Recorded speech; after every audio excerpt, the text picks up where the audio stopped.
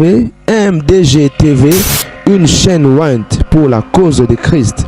Mafuta Yasika, Mafuta Yasika, Mafuta Yasika.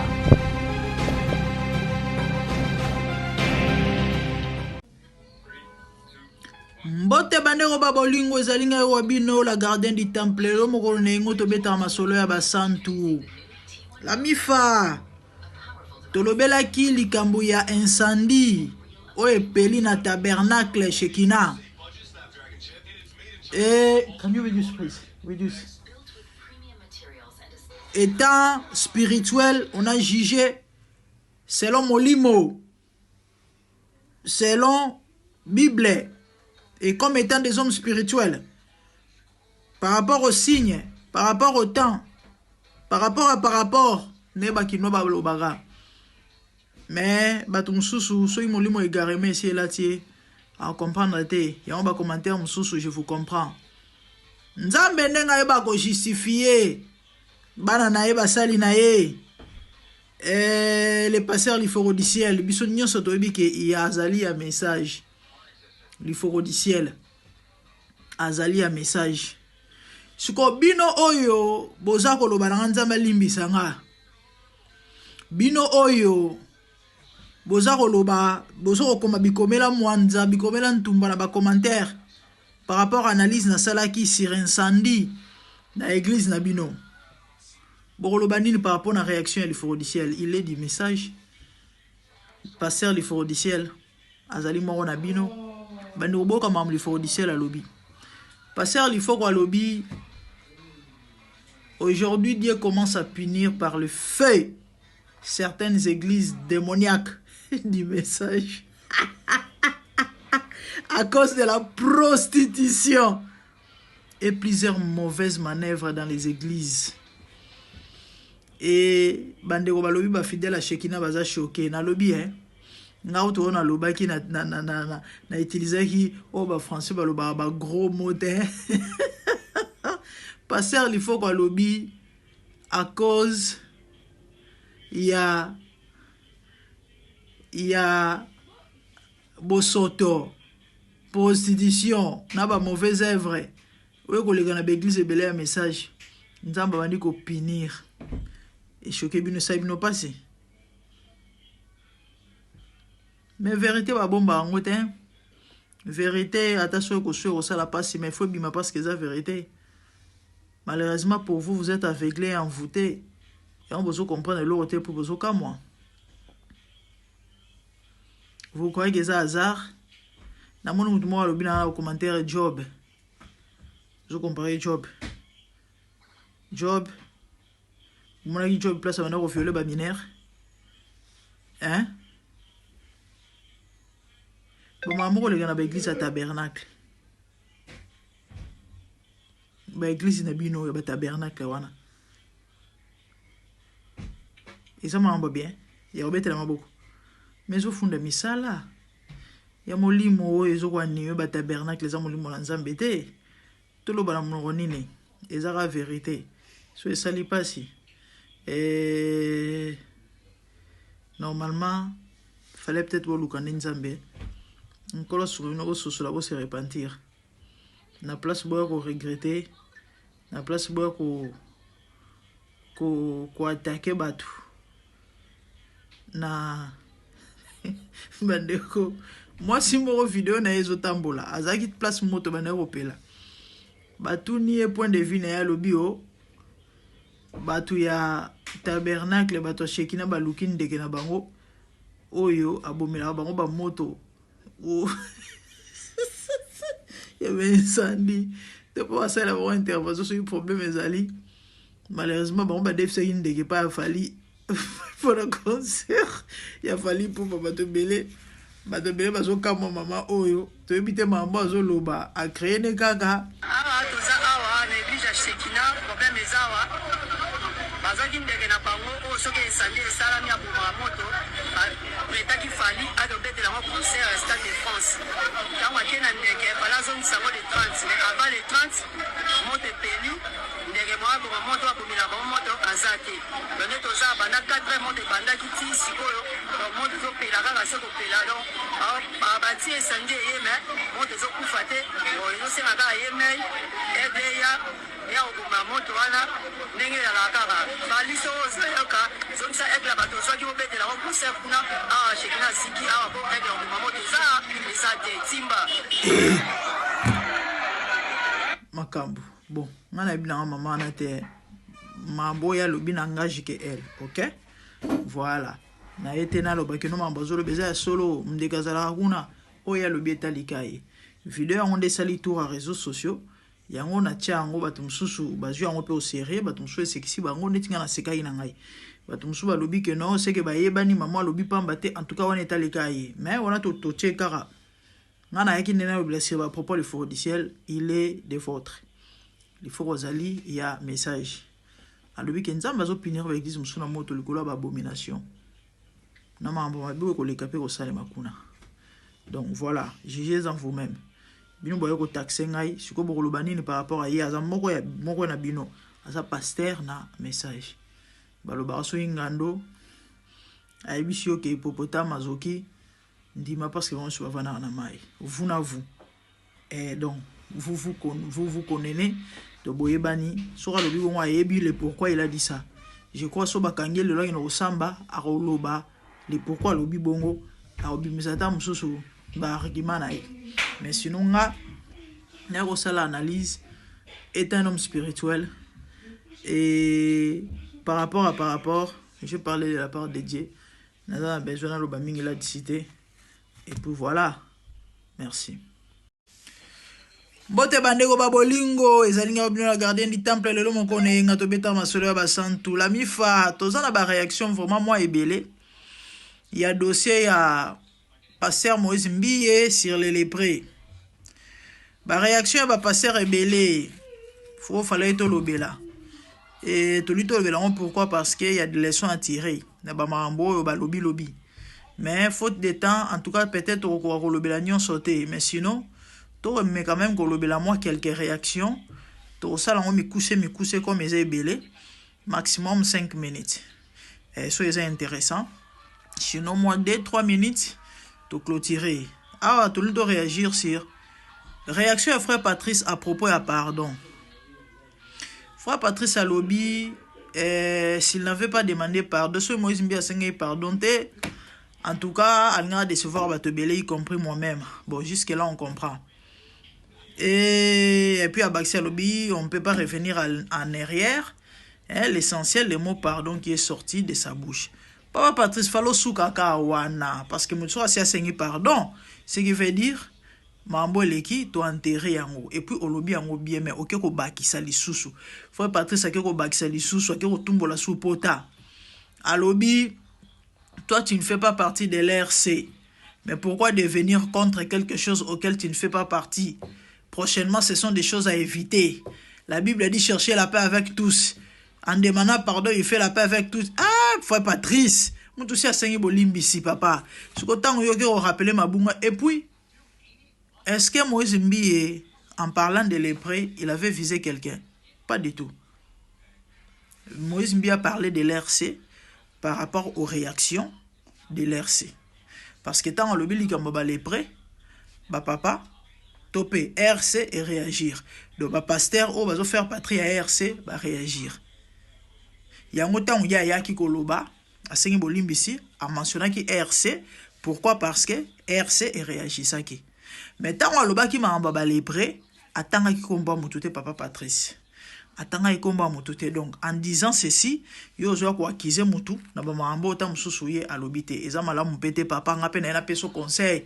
Papa Patrice et relation baba telaka, relation ba soignaka, relation ba créaka, ba soignaka puis baba telaka. Siko lobby matange ko bima na communauté ya ba yembi ya ba pasteur, ozo sou courage ogen osenga mbongo pa Moïse Mbiye. En tout cas so ozo courage wana se oza penda courage. Et oza penda courage. Mais ko ya ko rappeler muninga mabunga pandaka se asenge bolimbisi, moi je crois que ezali ko bebisa relation papa. Pona bato ba éviter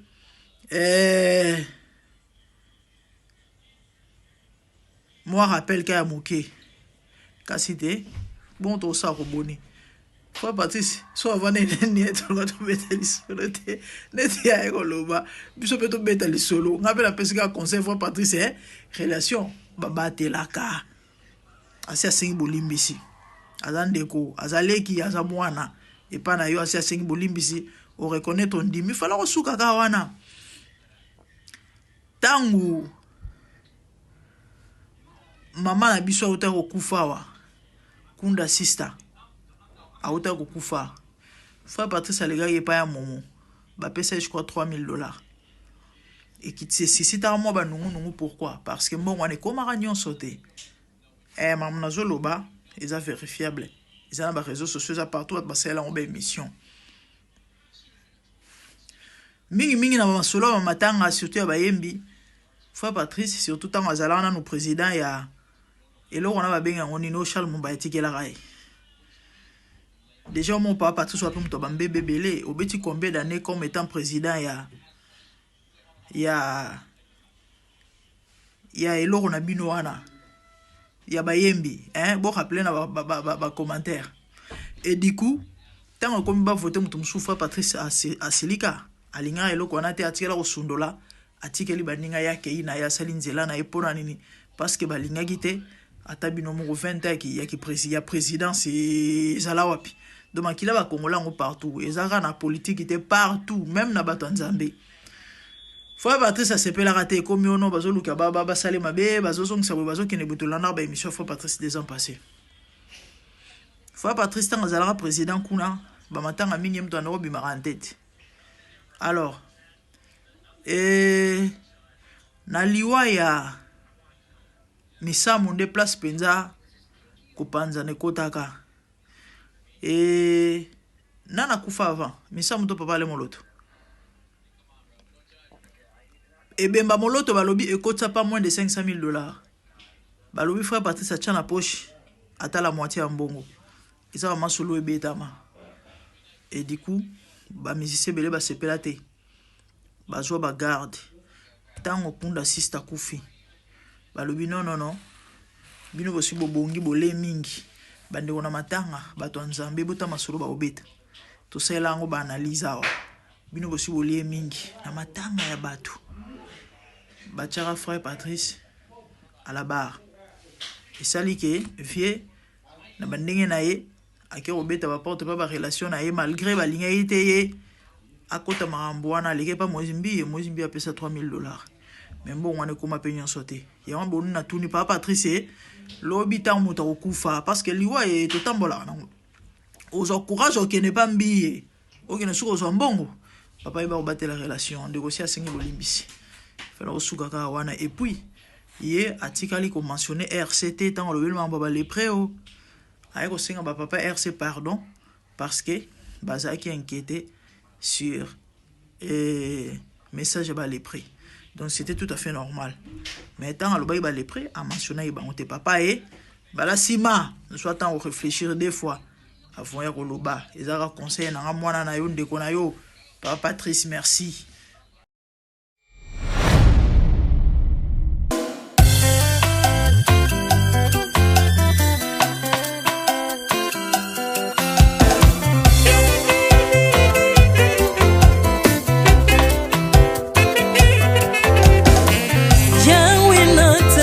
Mokili yo na monite natangi na histoire ya monde na monite naluki na yemba pete toze pour passer Seigneur je n'ai pas pris non plus entendu parler oui ako kalala yo Yesu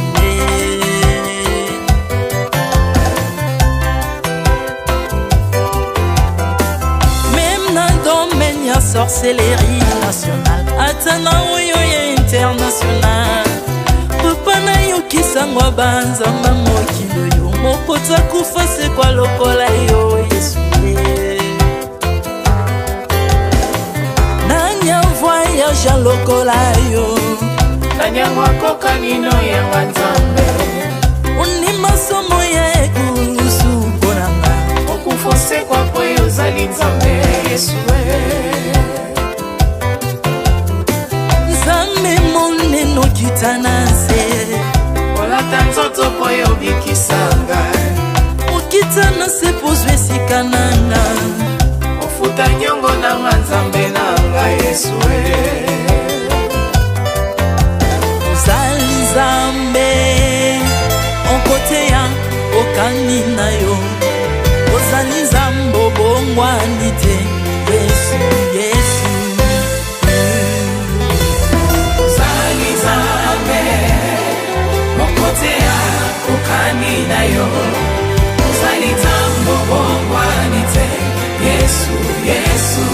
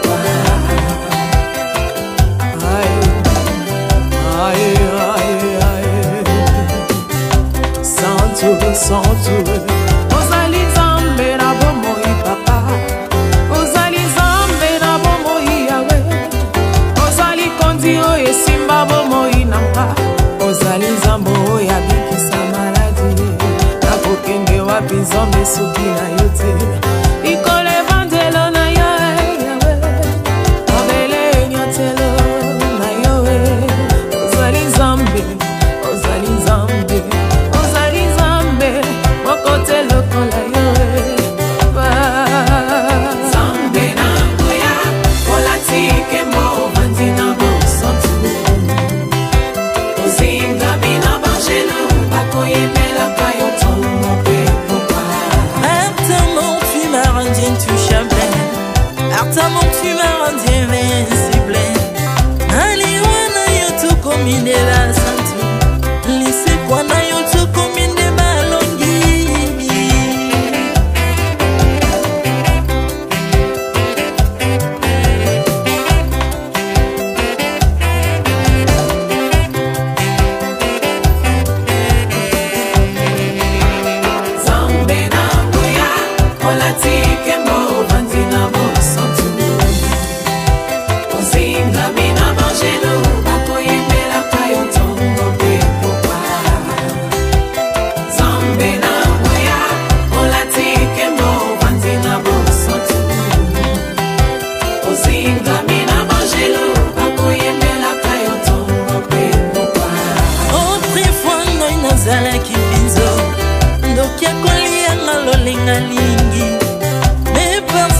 se métamorphosé osimingo sambwe maladie na biso olingo bebi naza toxiqué grâce à lui